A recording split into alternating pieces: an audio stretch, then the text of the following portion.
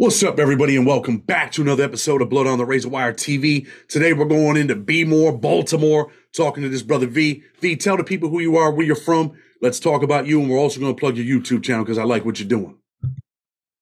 Salute, man. What's up, Chad, man? My name's Stories with V, Baltimore, Maryland, West Baltimore, man. From Baltimore, right? How old are you? 27. 27 years old. I know you did a little bit of time, but your story's bigger than just the prison system. Your story's about your life, man, and what you've been through. And what was life like growing up in Baltimore? I know when I was younger, I was in state prison, and I ended up catching that show on HBO, The Wire, right? And I'm like tuned in, man. And the only thing that ever reminded me of The Wire later on in life was Snowfall. What was life like for you growing up in Baltimore? Oh, man, Chad, growing up in Baltimore, man, it's like growing up in a zoo. You know what I mean? It's no different from any ghetto in America, but here is more secluded. You know, we don't really got a big spotlight, a big service, a big town, so everything is secluded. So anything you do here is bound to come back on you, man. Or somebody knows somebody that you know. So, you know, it's a jungle. Your parents, man, what was your life like growing up? Did you have your parents around? I mean, were they involved in things? I had my mom, man. Salute to my mom. She was always there. I had the support from my grandmom, had the support from my grandfather. I got a younger brother, younger sister. My father in and out my life, also doing time, being incarcerated. But as far as that, definitely my mom and my grandma, man, and my grandparents. Did you grow up like in the projects? What was life like? Yeah, man, I come up in the projects. So at a younger age, man, I found myself doing what I had to do for my family, you know, because it was me and my mom. So when you grow up in the projects, if you don't have that dominant figure as a man, or you don't have somebody that's going to stand up for your family, people tend to try to take advantage of you, tend to take advantage of your family. Let's talk about that life, what you've seen, what you experienced in the projects over there in Baltimore. All right, man. So like I said, I come up in West Baltimore. It's like the Harlem of Baltimore, you know what I'm saying? Fly, flashy, fast paced. My project was known for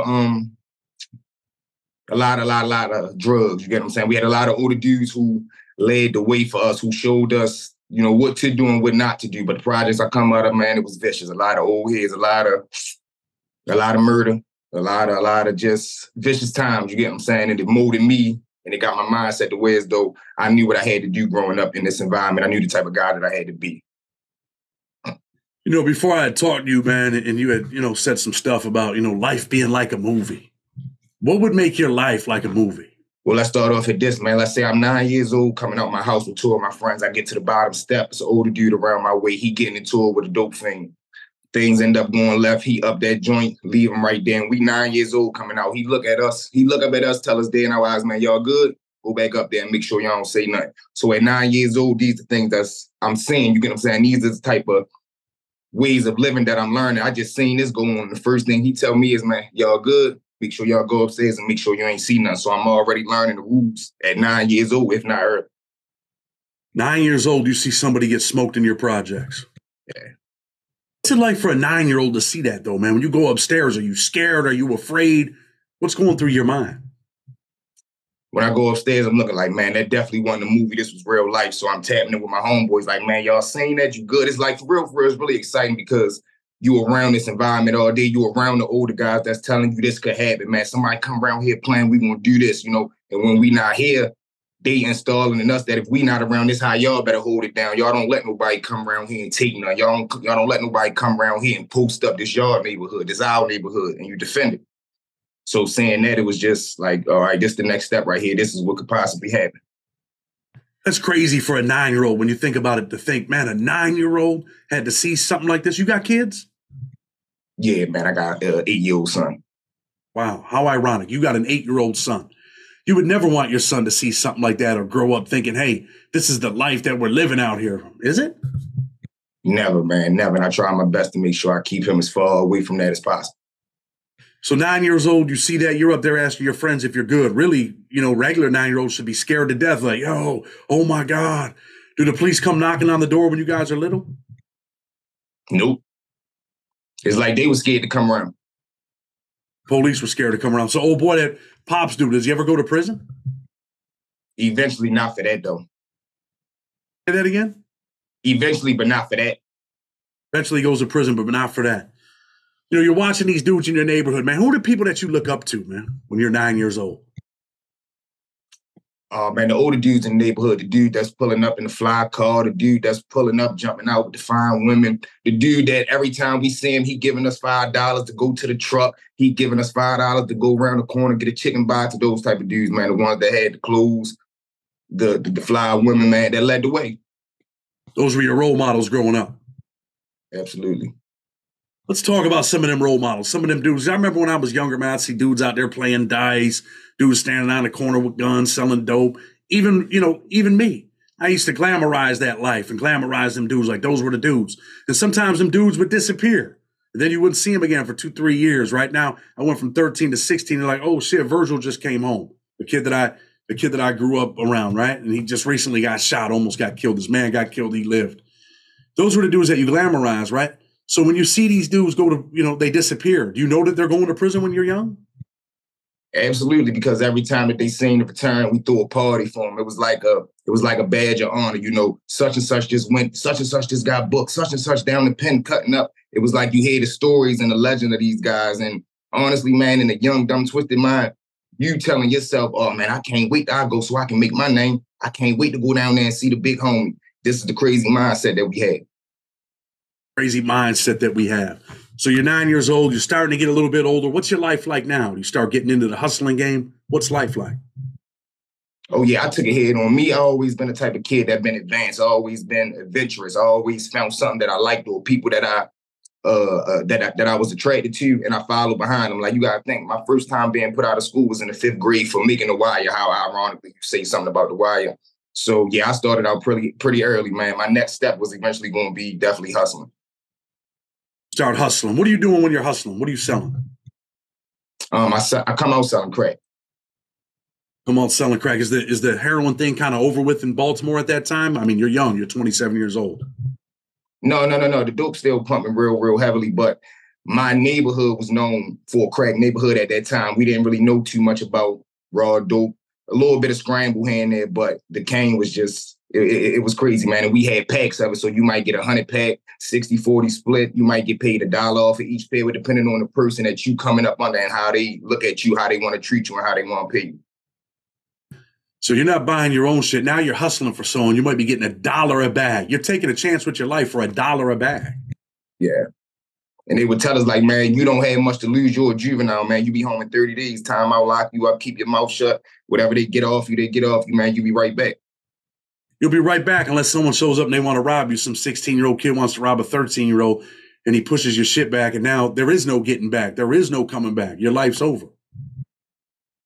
Absolutely. And we had no thought of that. We had no knowledge of that, because in our mind, we thinking, man, we already know what to do if that situation happens. It's like they was literally teaching us, man, these are the steps, these are the rules of the game. And we, like I said, man, being so twisted in the mind, we thought if we died protecting this block, we was going to die in honor. We would be honored around the way. They would have our name on the wall. They would hang our funeral picture somewhere in the hallway or something like that. So these thought process. You ever think about that? Like, damn, I might get killed out here, but at least they'll celebrate me? Yeah, every day. Because no man want to die. I don't care who you is, but when you got that in your mind that at least if I die, I'm dying for the block, the hood gonna love me. Yeah, my mom gonna be sad. You don't even think, like, man, I'm gonna hurt so many other people trying to impress these people. But it's just the way we was taught. The hood don't really give a fuck about you, does it? At all. Because when you get locked up and you call home for bail money, everybody phone off now. Everybody don't got it. But you just was uptown making thousands of dollars with them. Now you in the struggle. They numbers didn't change. They got bills to take care of. You don't even pay bills when I was home, but now you got bills. So you know how I go. I drive around and I see these memorials, right? These candles. Where I'm from, they got these cardboard cutouts. They make a big picture of you, turn you into a cardboard cutout. Everybody's celebrating, the end of your life. You're 25 years old. You're 27. You're 19. You're 16. Your mother's down there crying. Talking about she hopes they catch the killer on the news. And that's all you are. You become a cardboard cutout. In about 2 weeks, people stop talking about you. In about, 2-3 months, your closest friend is like, damn, man. Bond's gone, man, but you know what, man? He was a good dude. The next year, man, they don't even talk about you no more. That's what your life becomes. You agree? Absolutely, 110%, Chad, man. It's nowhere near worth it, man. They put a balloon and they put up a bottle on the corner, and 5 months later, the bed and got molded, the bottle gone, somebody and took that and drank it, and now you just a memory to those who want to remember you, because everybody don't like you. Remember that. Everybody don't like you. Then there's some other dudes that get buried alive. You ever heard of the Nickel Boys out of Baltimore? No. A little too young, right? There's a dude named Aloyede Johnson. He was, part of the Nickel Boys allegedly. Allegedly, he kills this dude in the street for a couple of dollars. Been in prison for over 25 years now, right? Dying to get out. He's actually one of my clients, man. I'm working on his case trying to get him out. And I'm not saying that he's guilty. But you know what? This is another example out of Baltimore where a young dude goes to prison with a life sentence. This man has a life sentence. Been in prison over 25 years. I think he went to prison when he was 24.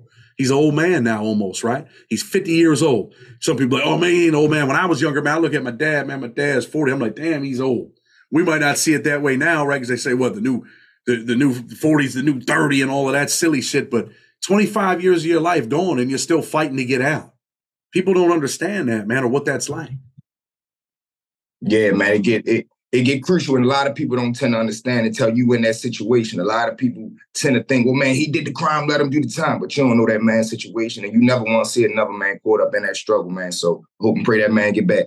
Salute to you, Chad, for helping him out. Let me ask you this, right? You end up getting knocked, whatever, you end up going to prison. What do you get arrested for? At a young age, man, a couple of my friends, we put together a home invasion crew. We was running around burglarizing, breaking in homes, doing a lot of stuff, and we ended up stealing the sheriff's gun. And we ended up having like a 40-count indictment, all the houses that it was a big search. They was trying to catch us for about 6 months to put us, lock us up for all these home invasions that we did. And finally they ended up catching us, man. And that was my first time going. You go in the sheriff's house? Yeah. We didn't know it was a sheriff's house, but we found out because we ended up taking his gun. Well, that's the point, right? Mm-hmm. You're young, you're in there, you're burglarizing for a couple of dollars, you go in this house. What if the sheriff's home and he wakes up, or he sees you coming in the house? He could have pushed your shit back, right?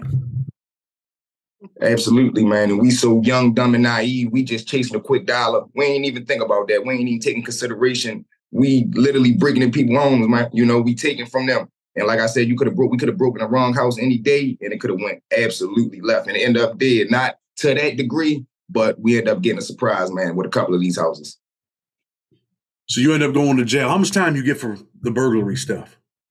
At that time, I'm about 16, so I fought my case for about 6 to 7 to 8 months, and then I end up getting sentenced to 12 to 18 months. So I end up doing 12 months at the placement. I end up doing about 8 to 9 months at the actual detention center. What's that like, being down there? Oh, man, crazy. My first day coming through, I remember on the bus ride up, I just kept replaying my mental Rolodex in my head. All right, man, my OG told me, man, first person, try me, punish him. Make sure I get my phone call. Make sure don't nobody take nothing from me. Make sure if somebody asks for something on my tray, I crush them right there. So my first time going, my heart beating, because like I said, you going into the unknown.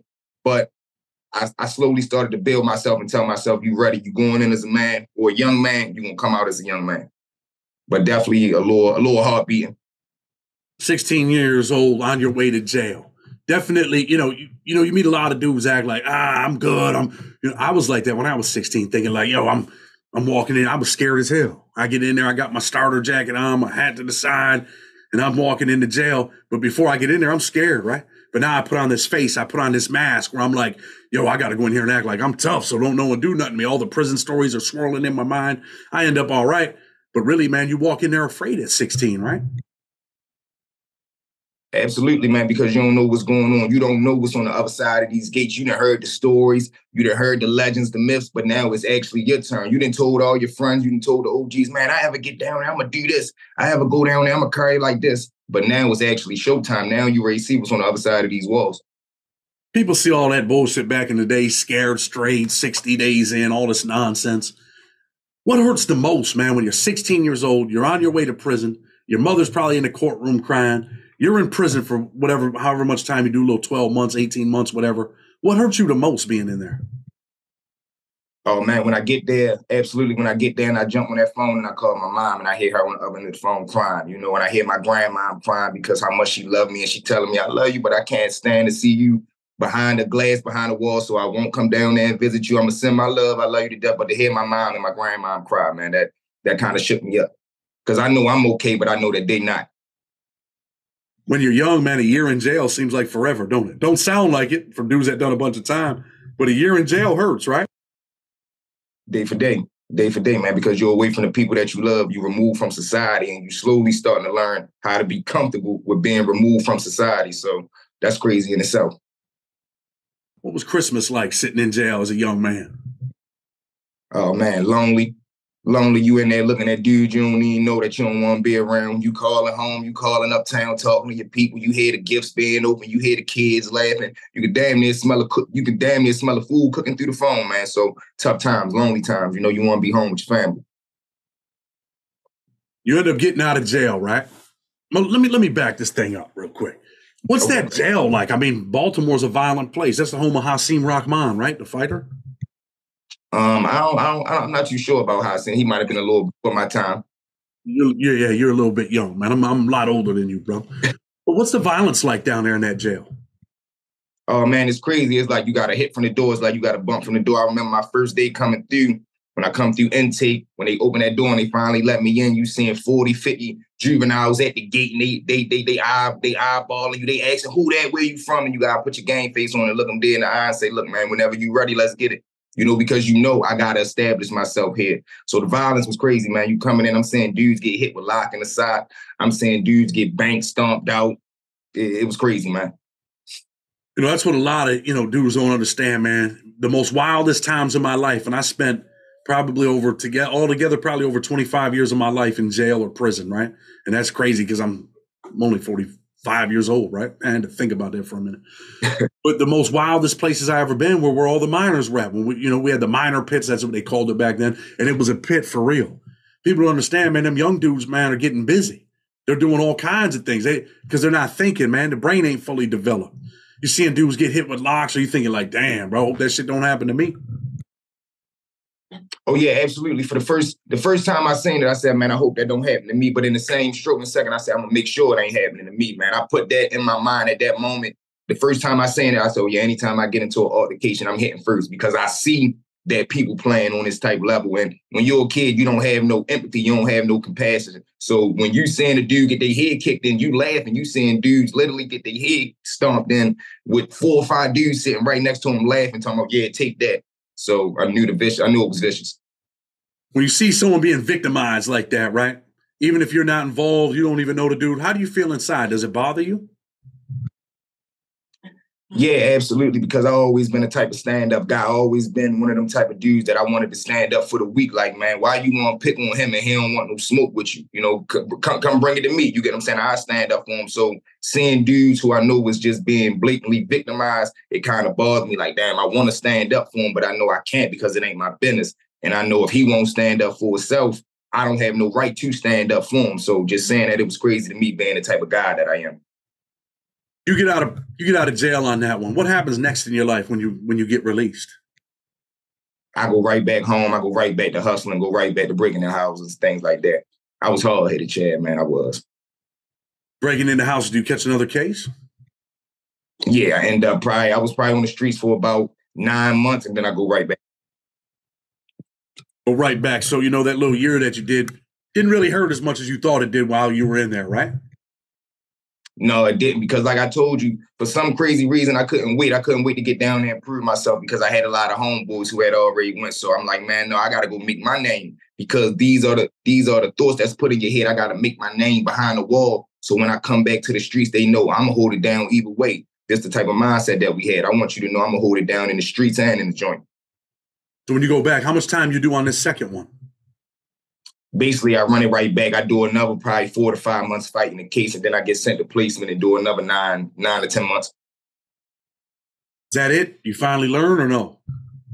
No, I come right back home, still breaking the law. And then now, with these 2 cases, the last case I got put on a waiver, meaning they was trying to charge me as an adult. But I ended up beating the waiver, and then I got waived back down, and that's why I had to do the mandatory 9 to 10 months in placement because they wanted to send me over to jail as an adult, but I beat it and got waived back down as a child, as a juvenile. So what's your third case? My third case, I get booked for a CDS distribution. How much time do you do on that? That one I did about 5 months, and then I came home because that was my first ever adult charge. So you catch that adult charge. You learn anything this time? Yeah, hit and miss, yes, because at this point, I come home and I have a son. So that right there really changed me. That changed my mindset on life. You know, I asked you that because sometimes people never stop. Sometimes dudes do life on the installment plan. 2 years here, 3 years there, 5 years here. You know, I knew plenty of dudes, man, growing up, like older dudes in my neighborhood. A lot of them end up becoming drug addicts, unfortunately. You know, they're in the county jail for stealing. Then they catch a robbery. They go to state prison for a 2 to 6. Then they're back on the street getting high. Then they're back in jail. Same thing with young dudes, man. A lot of dudes go to jail. They're hustling. They get caught. They get 6 months, 5 years probation. They get out. They don't get their life together. Next thing you know, they got a 2-year bid. They got a county jail year. It's just a revolving door, man. Sometimes people never grow up mentally. So what do you do when you get out now? You have a son. What's your life like? I come home, I have a son, right? So in my mind, I never worked a job before. So now I go right back to hustling, you get what I'm saying, to provide from him. So now I'm telling myself I'm doing all the wrong things for all the right reasons. And then I end up getting one more little almost jammed up situation. And then I tell myself, man, look, you gotta do better for this little boy right here because it ain't about me no more, it's about him. And he looking up to me, and I'll be damned if I lead him down the way that I was led up. So that right there was a total mind shift right there. And I told myself, no, I'm gonna be here to raise this little boy, man, and be the best father that I can. Is that when you get out the streets, when you're all done with crime? Yeah, and that same sentence is crazy because you tell yourself, I'm done with the streets, meaning I don't want to hustle, but I'm gonna still be outside hanging on the block every day. So it's like I wasn't hustling no more, but I was always around, the element of the streets. And I had to slowly start to weed myself off of that as well. How hard is that? Oh man, it's one of the hardest things in the world to do because it's all you know. It's like you leaving America and they send you somewhere to a foreign country. It's like, that's all I know, man. Somehow, trying to find your way back home because it's all you know. Does it feel better though when you go to work every day? You come home, man. You take time out for your son. What does that make you feel like? Oh man, it made me feel like I won $1 million, man. When you come through that door and you hear that little boy say, "Daddy," man, you sit down and you ask him, "How was your day?" And you see that smile when you see love. You know what I mean? You see everything. When I look at that little boy face, man, is everything right I did in life. No matter what I did wrong in life, when I had that little boy right there, man, God bless me beyond belief. So you're working a job now? Yeah, too, Chad. We working a job and then I come home and chase the dream. So it's really double work. What's your goals, man? You're 27 years old. What's your goals in life? Man, my goal is to build a major platform, man. My goal is to one day own my own companies and build my own enterprise, man, and have something to leave behind for my family because I want to break the curse, I want to be the one that they say, man, when it got to V, he was able to do amazing things for us. And my family know, man, I love them, and anything I do in the world, I do for them. I'm the type of dude, Chad, I want to make money to take care of other people. I don't even want it for me, man. I hear you. Let's talk about this, right? Now you're out, you're living the law-abiding life, you're going to work, you're being the best father you could be. What's it like to drive through Baltimore and see people out there on the street, man? I drive through my old neighborhood and I just say, man, these people are living to die. Yesterday I was driving my mom home and we drove down Lyle Avenue and I see this lady out there and she's like, and I'm like, wow, man, look at these people. What goes through your mind when you see your city, man, when you see your city in distress, we could say? Oh, man, when I think about the city, I think we need help, man. I think we need assistance. It feel like we like a little island that's segregated off because we don't get no spotlight. We don't really get people that send help to assist and aid us. It's like, man, that's just Baltimore. They be all right. They always had it rough. They always had it tough. They know how to pull through. But no, man, we really need help, man. We need some programs down here. We need stuff for the youth to get into because if you don't give them nothing to do throughout the day, how can you complain when they outside on the streets all day? They want to play basketball. They want to play football, but they don't got nowhere to do that because everywhere they go, it's the same thing. It's poverty, man. So we need help, man. We need some people to come down here and try to implement some programs. And I'm the first to say if I ever do get a chance and I make it big, man, I'm going to do that. I ain't saying I'm going to give away $1 billion, but I'm going to definitely build a little rec center to get the boys and the youth somewhere to go hoop, somewhere to go play, somewhere to just get away from. You never know what somebody going through in they life. I used to have homeboys and friends whose parents got high, and I never knew. And I used to always wonder, like, bro, why every time you come over here, you want an extra sandwich? And I'm going to always give it to you, but you got to give kids sometimes a place to go to get away from the things that they don't want to be around. What's your number one motivator to keep you out of prison? Oh, absolutely. That's my son, without a doubt. Your son. So you got to be a father, right? Absolutely. And I always wanted to be a dad, Chad, always. I say this all the time, man. I never really realized what it was like until I had kids, man. And that changed my mind frame. Hopefully a lot of dudes are tuning in that been to prison, dudes that been in the street. They can start thinking like, damn, man, I definitely got to be a father. Change that, what you said, the curse, right? You see a lot of these young dudes. I want to ask you about this, right? A lot of these young dudes jump on Instagram. They jump on YouTube, because I did this video about this rapper today. He goes on, he's out for 2 years. He kills this dude, allegedly kills this dude. Some people pop up like First 48, tell on him, whatever. He's out for 2 years. He makes a video talking about, how he killed the dude and all of that. Now he's in jail facing 50 to life, possibly the death penalty in Nevada. What do you think about these dudes on social media that put this shit out there and pretty much, seal their own fate? Man, I feel like the morals of the game getting washed up. You get what I'm saying? Since when is it cool for you to broadcast what you doing in this underworld? A lot of people swear, man, I ain't no internet dude. So why every time you go hit a play, the first thing you want to do is show it to the internet? You get what I'm saying? I think people don't understand the power that the internet had, man. These people using your Instagrams and trials. Give these people using your Instagram for a numerous amount of things. Man, I think it's crazy right now that people on the internet just doing whatever they want to do, thinking it's cool, trying to impress other people. That's all. Well, listen, V, man, I appreciate you coming on the show, man, talking a little bit about your life, a little bit about Baltimore. Like I said, The Wire was probably one of the best shows I ever seen. And it was real. I mean, this is the shit that's happening in cities all over the country. Before we go, man, tell the people where they can find you, what your YouTube channel is.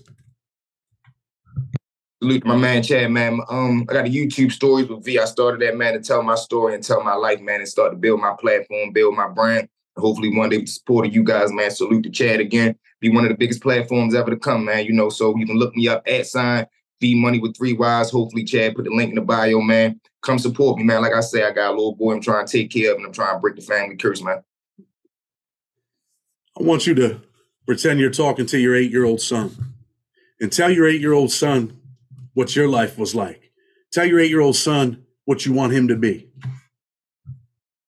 Oh, man, it's a letter to Amari, man. Your daddy loved you more than anything in this world, son, man. When you came into this world, I promised you and I promised myself I was going to do everything in the world to give you a life that I never had, to give you the best things in life, to make sure that, man, my daddy loved me, my daddy going to protect me, and it ain't nothing in this world that my father won't do for me, man. And I'm going to work and get up every day. I don't care if I got to work 10 jobs. I'm going to make sure I do whatever I got to do to give you the best life that I can, man. I love you, son, man. So I love you, Amari. That's the number one thing. I ask you that because I see that you're genuine, man.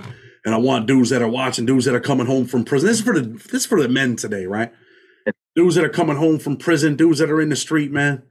Be the best father you could be. Change what this brother called the generational curse. Be the man that you're supposed to be. Real men, real fathers, real leaders. V, again, man, I appreciate you. Your channel will be in the link, man. Thank you for coming on and sharing your story with respect. Blow it on the Razor Wire TV. Until tomorrow, we're out.